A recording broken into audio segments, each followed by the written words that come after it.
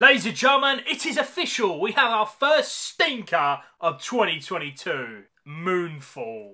I'm going to explain the story and you're going to be like, Semz, actually sounds kind of good. Basically, something happens to the moon. Now, what actually happens, I'm not going to spoil it, but it is absolutely ridiculous, mate. In fact, if you watch the trailer, you get an idea. It is absolutely just... no. That thing happens with the moon and it is crashing down into Earth, mate, and in about a week or two it is going to eradicate everyone. And just to give you like an idea of the basic thing of the movie, the people that made this movie also made Independence Day, 2012, The Stinker, 1998, Godzilla, and of course Day After Tomorrow, and they have just an arsenal of movies very similar to this. This is just an action disaster movie. And this time, the moon, for the reason that is insane, and I absolutely hated it, is coming down to Earth to kill everyone. And that is your basic story. But I'm going to tell you now, in case you haven't got the hint, the story. It was so bad. For some reason, I can accept aliens coming in Independence Day and wiping out everyone. But this, what happens to the moon? And in fact, if you have, again, seen the trailer, you probably get it. I don't really want to say, because it is like the main bit of the movie, but it was... oh. To be honest, if you've seen any of those movies that I've said, you know what is going on with this movie. You don't even need to think about it. You get it. The moon is coming to Earth, obviously with the gravity and stuff, and there's a few lines of dialogue. I'll talk about that in a minute. But you get it. The moon crashing to Earth equals death. You know what is going on in this movie. Cast-wise, for like the Trinity, if you will, we have Patrick Wilson, John Bradley, and Halle Berry. All of them, they can act. We've seen it. But in this... oh no.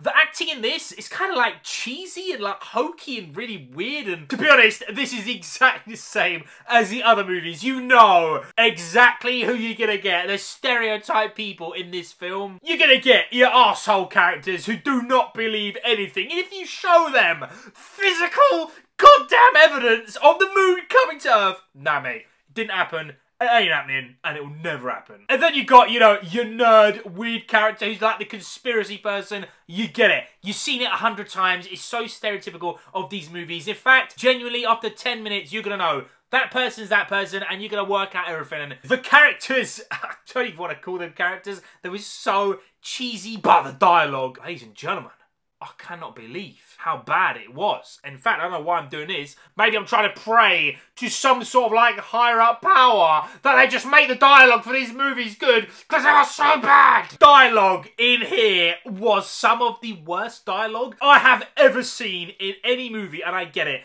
These movies are very, very cheesy, and they are on like a weird thing of it could be so bad that it's kind of good, and I get it. I accept it. In fact, I do genuinely think some people will like these movies. If you like all those disaster movies, I mean, Independence Day is kind of crazy, but I kind of like it. Day After Tomorrow, I also kind of like. 2012 is bad. But if you like that, and you like all the other movies, you might like this. But for me, this was so bonkers, so insane, so ridiculous. The lines of dialogue, there's things where they say like, oh, we're currently in the moon. And the character who hears the other person say that literally says, that could be the most crazy thing I've ever heard. And no shit. This was bad, mate. In fact, the only thing that could save it is like the destruction, the chaos. And it was okay. I mean, it was nothing new that we've seen. There are a few things with gravity, and that's another line of dialogue. Moon gravity. Get to the bin, mate. And then they go like hokey pokey, crazy insanity. Just, you have to switch your brain, not even off. Just, you have to like completely unplug from the Matrix to believe some of this rubbish. There's things where like, you know, you see 2012, the car's going through the city, everything around it is being destroyed, and you're like, come on, man. At any second, the car is toast. They go a step beyond in here. I'm not joking. There's bits where like the floor has risen and there is endless holes and the car's like jumping from bit to bit. It's so insane, so ridiculous, just stupidity on a new level. in an already stupid kind of movie. And to be honest, again, the other movies have done this destruction way better, and the CGI was kind of okay-ish. It definitely did not look as good as like 2012. Again, I don't like that movie, but even I can admit the CG and visual effects look really good, but this kind of feels rushed. Yeah, this was pretty bad, yo. I can't deny, I'm being real, it was really bad. Again, this might be your cup of tea, should we say, but for me, nah, mate, and I'm gonna give Moonfall 3 nerds out of 10.